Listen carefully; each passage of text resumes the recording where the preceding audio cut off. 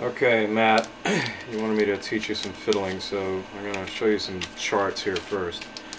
There's some basic, I'm going to teach you some single finger chords, which would allow you to second at a jam. You know, you're not going to be playing melody, you're just going to be playing the chords behind somebody else playing melody.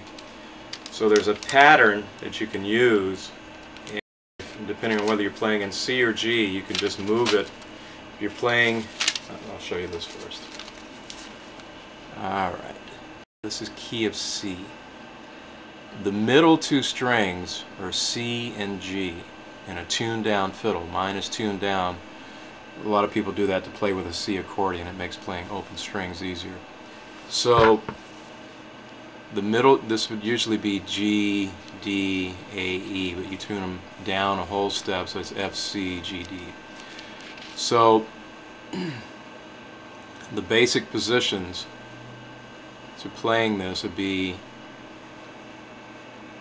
a Western song, Western music.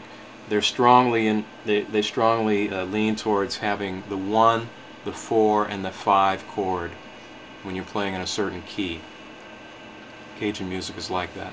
So key of C is going to be the first, the 1 chord is going to be C, the 4 chord is going to be F, the 5 chord is going to be G. So to play that key of C, your second finger here is going to be, and if you play the 2 middle strings, that's going to be the C chord. It's going to be the 1. Your first finger, and you just take that finger up and you put your first finger on the G string, which is going to be the 3rd string, and in that first position, that's going to be your 4 chord. That's going to be your F chord. You put your first finger over here and play the middle 2 strings, and that's going to be your 5 chord, which is going to be G. Now, that's when you're playing in key of C. This is movable. If you're playing in the key of G, you just move that pattern over to the G and the D string.